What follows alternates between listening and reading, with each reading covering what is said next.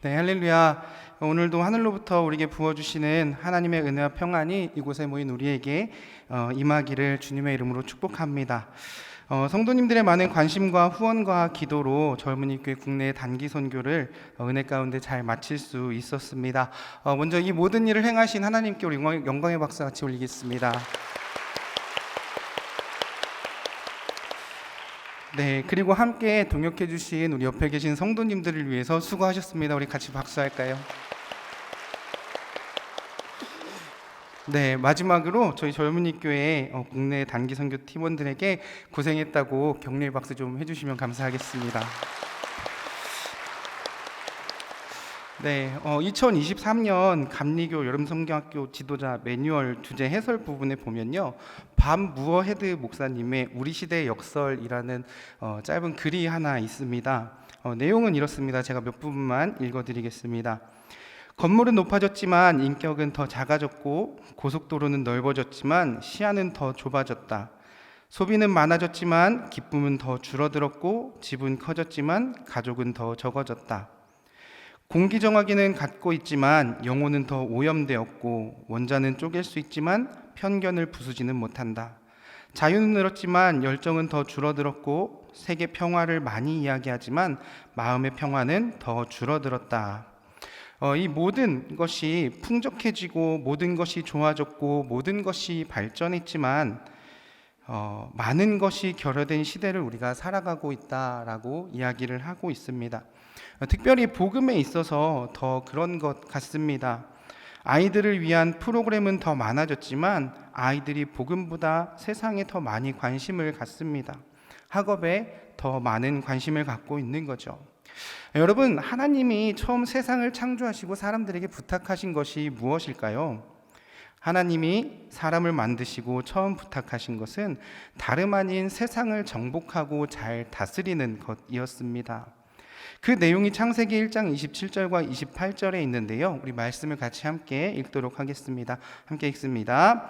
하나님이 자기 형상 곧 하나님의 형상대로 사람을 창조하시되 남자와 여자를 창조하시고, 하나님이 그들에게 복을 주시며 하나님이 그들에게 이르시되 생육하고 번성하여 땅에 충만하라. 땅을 정복하라. 바다의 물고기와 하늘의 새와 땅에 움직이는 모든 생물을 다스리라 하시니라. 아멘. 하나님이 하나님의 형상대로 사람을 만드시고 그 창조하신 뒤에 그 사람을 그 땅에 두시면서 하나님 나라를 잘 가꾸어 갔으면 좋겠다라고 부탁을 하셨어요.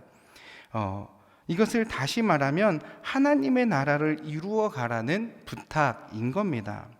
그런데 여러분, 이러한 삶을 사는 인간에게 어떤 것이 찾아오죠?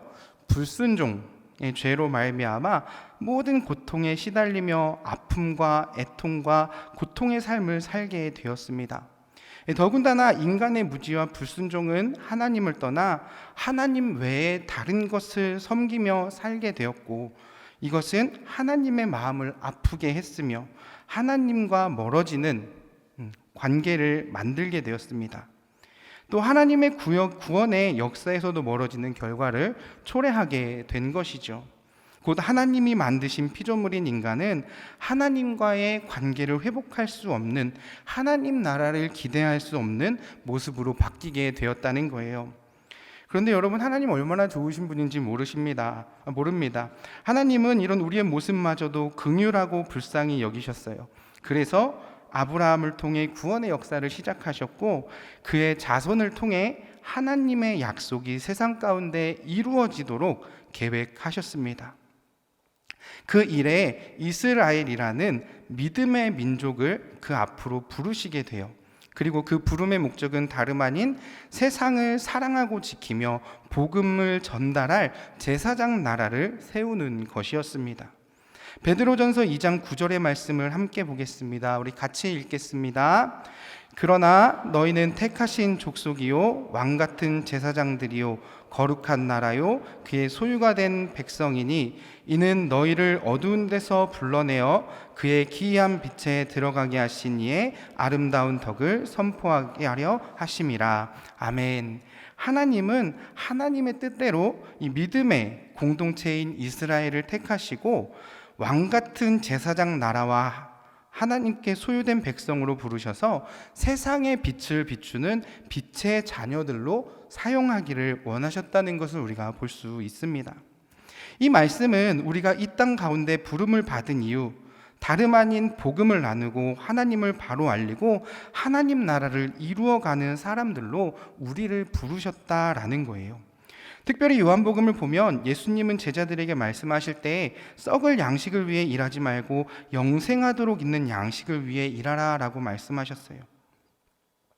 그러나 사람들은 어떤 일을 하는 것이 하나님의 일인지 알지 못했죠.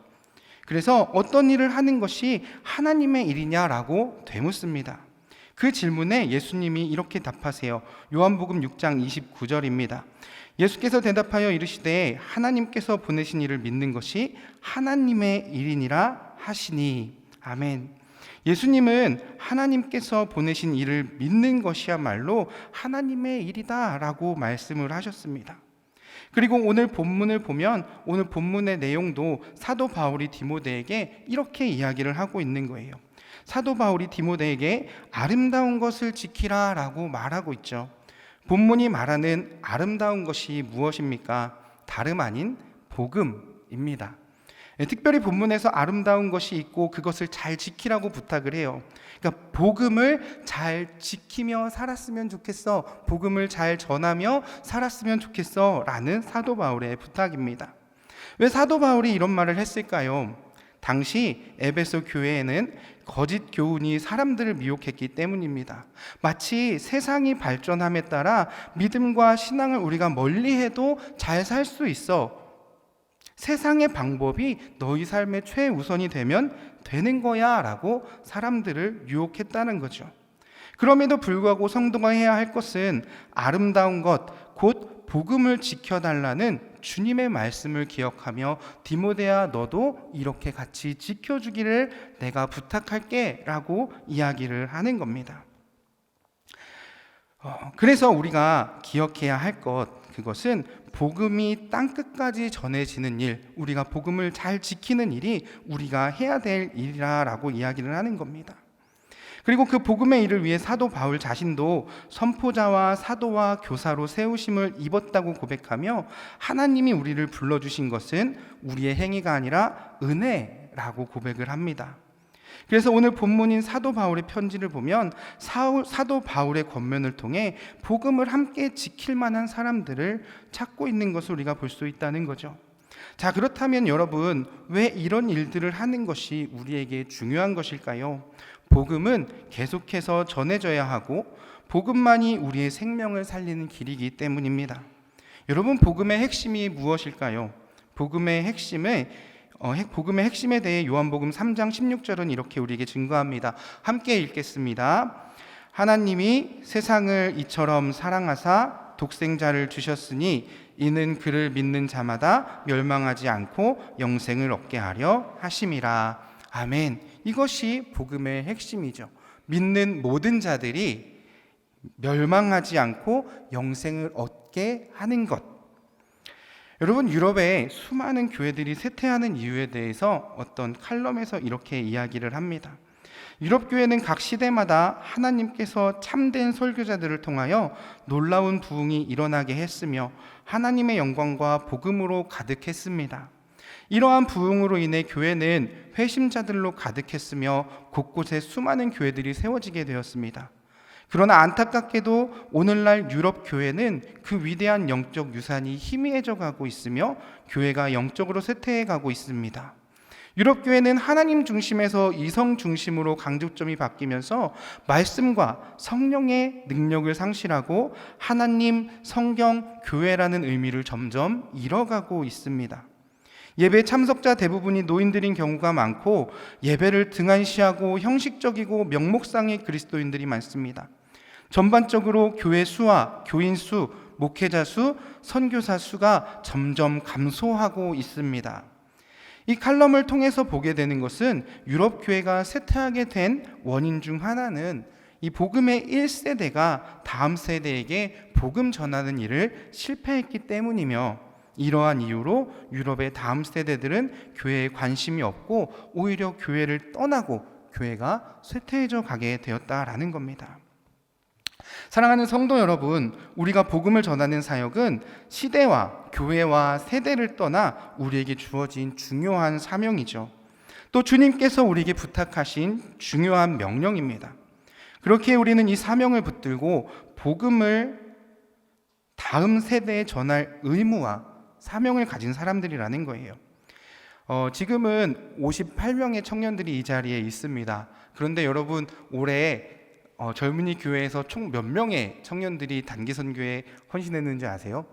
자그마치 102명의 청년들이 각 교회에서 단기 선교를 통해 복음 전하는 사역을 하고 돌아왔습니다. 여러분 기특하지 않나요? 이럴 때 박수해 주시는 거예요. 네. 102명의 청년들이 이 강원도 각지에서 약 500여 명의 아이들을 사랑으로 섬기고 아이들에게 복음을 전하고 예수님의 사랑을 전했습니다. 그러나 우리의 사역은 이것으로 끝나는 것이 아니죠. 앞으로 우리가 해야 할 것은 이 복음을 접한 아이들이 믿음으로 살아낼 수 있도록 또 중보하는 것입니다. 우리에게 부탁하신 아름다운 것, 곧 복음을 잘 지키며 아이들에게 전수될 수 있도록 함께 기도하는 것이 우리가 해야 할 일일 것입니다. 그래서 오늘 본문에서도 사도 바울은 우리에게 분명히 권합니다. 아름다운 것을 힘써 지키라고, 그것이 우리를 향한 하나님의 뜻이라고, 복음이 계속해서 전해지도록 해야 한다고 말씀합니다. 올해도 젊은이 교회는 예수님의 명령과 사도 바울의 권면을 따라 강원도 각지에서 복음을 전했습니다. 정선 사북교회, 원주 일산감리교회, 춘천 이음교회, 철원 성은감리교회, 그리고 춘천중앙교회 교육국 3개 부서에서 102명의 청년들이 약 500명의 아이들과 청소년들을 함께 돌보았는데요. 물론 이 단기 선교를 하면서 교회에 예산도 투입이 됐고 성도님들의 귀한 그 물질적인 후원도 있었습니다. 그런데 이 청년들이 너무 예뻐요. 자비량을 들여서 아이들에게 먹을 것을 먹이고 이 아이들을 섬기겠다고 막 다짐을 합니다. 여러분들 너무 아름답죠. 이런 청년들의 이러한 마음과 헌신을 통해 단기 선교가 이루어지는 것을 보면 여전히 살아계시고 여전히 일하시는 하나님을 경험하게 됩니다. 그런데 여러분, 이런 청년들의 모습을 보시면서 무엇을 생각하십니까? 그냥 열심히 했다라는 생각만 혹시 들지는 않으십니까? 저도 과거에는 드림교회에서 이 비전교회 청년들, 그리고 지난 겨울에는 젊은이 교회 성도들로 구성된 팀들이 와가지고 도와줬어요. 그때는 저도 그런 생각을 했습니다. 열심히 했다, 잘했다, 그 정도였습니다. 그런데 좋은 추억 하나 더 쌓고 가는구나 라는 생각을 했어요. 그런데 이번에 국내 단기 선교를 떠나는 이 청년들의 모습을 보면서 들었던 생각은 이들의 헌신이 참으로 귀하다, 이들을 통해 복음이 분명히 흘러갈 것이다, 예수 그리스도의 사랑이 전해질 것이다 라는 마음이 들었어요. 왜냐하면 이 청년들이 각 교회로 흩어져 맡겨진 선교지에서 사역하는 모습을 찾아가서 방문해서 봤는데요. 아이들이 이 청년들에게 다가갈 때, 그리고 이 청년들이 아이들을 안아줄 때 그 모습이 너무 아름다운 거예요. 남자 청년들마저도 아름답더라고요. 어느 곳에서는 2박 3일을, 어느 곳에서는 1박 2일의 시간을 보내면서 서로 너무 행복해하는 거예요. 이런 하나님의 나라를 여기서 또 이 친구들이 이루었구나. 이걸 보니까 마음이 너무 따뜻해지더라고요. 그런 말이 있죠. 집 나가면 고생이라고요. 네, 저희 청년들 가서 고생 많이 했습니다. 잠자리도 불편하고요, 잠도 부족하고요, 몸도 힘들고요.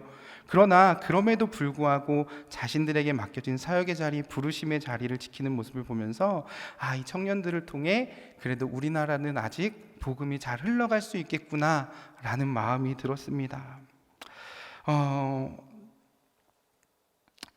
저희 청년들이 참 멋진 것이 있죠. 앞서 간증에서도 고백했지만 기도하다 보니 모든 것이 하나님이 하셨고 모든 것이 하나님의 은혜였다고 고백합니다.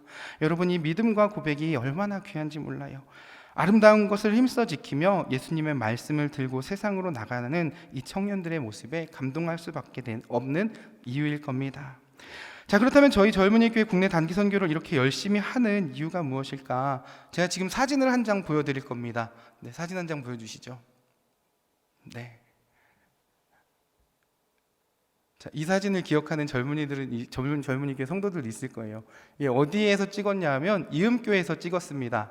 이음께서 사진을 이렇게 찍어놨는데 여러분 이 사진이 무엇을 의미하는지 아세요? 이 사진에서 의미하는 것은 선생님 얼른 오셔서 함께 즐거운 성경학교 하고 싶어요 라는 메시지를 아이들이 적어 놓은 거예요. 그리고 저희 청년들이 저기 노란색 해가지고 적어 놓았고요. 아이들이 상당히 귀엽죠. 여러분 얼마나 아이들이 이 날을 기다리는지, 이 사역을 기다리는지 몰라요. 그러면서 이제 이음교 목사님과 이런 이야기를 나눴어요. 목사님, 5월경에 이 춘천중앙교회에서 선교 날짜를 조회라는 전화가 오면요, 전화가 오고 선교 날짜가 정해지면 아이들은 5월부터 성경학교입니다. 또 다른 교회에선 이런 말씀을 하셨어요. 아이들과 에너지를 나눠줄 젊은 선생님들이 오시니까 아이들이 얼마나 행복해하는지 몰라요. 물론 아이들이 기다리는 것이 성경학교에서 배우는 말씀의 내용은 아닐 겁니다. 왜냐하면 매주 말씀을 듣고 있으니까요. 그러나 아이들은 이 보냄을 받은 선생님들을 통해 배우고 성장하고 교회에 대한 즐거운 추억을 하나둘씩 쌓아가는 것 같습니다. 그래서 저의 어린 시절을 생각해 보면요, 어린 시절의 성경학교가 말씀은 하나도 기억이 안 납니다. 다만 선생님들과 행복하게 즐겁게 놀았던 기억, 그리고 그들에게 달려들어도 그 선생님들은 나를 사랑으로 안아주었던 기억, 그것이 여전히 저를 이렇게 신앙의 자리에 있게 하는 것 같습니다. 오늘 젊은이 교회 국내 단기 선교 보고 예배로 우리가 드리고 있지만요, 사실은 이 보고 예배는 새로운 사역의 시작이 되어야 할 겁니다. 그 새로운 사역의 시작은 우리 청년들을 통해 전해진 복음이 우리 교회와 선교지 각 교회에서 귀한 열매를 맺어갈 수 있도록 중보하는 것일 겁니다. 예수님의 마지막 명령과 사도 바울의 부탁을 기억하며 아름다운 것을 힘써 지켜가는 우리가 되도록 함께 기도해야 할 것입니다. 이제 말씀을 마무리합니다. 오늘 본문은 주님께서 우리에게 주신 아름다운 것을 기억하라 라고 이야기를 해요. 그것은 곧 우리를 살리고 우리에게 생명을 준 복음을 기억하는 것입니다. 그리고 우리가 해야 할 일에 대해서 다시 한번 생각하게 합니다. 그것은 다름 아닌 복음을 잘 지키는 것, 그리고 복음을 흘려보내는 것, 그리고 그 복음을 통해 다음 세대를 세워가는 것, 이것이 우리가 해야 할 일인 줄 믿습니다. 사랑하는 성도 여러분, 사도 바울의 권면처럼 아름다운 것을 잘 지키고 흘려보내며 하늘 가는 생명길을 비춰주는 귀한 삶이 되기를 주님의 이름으로 축복하겠습니다.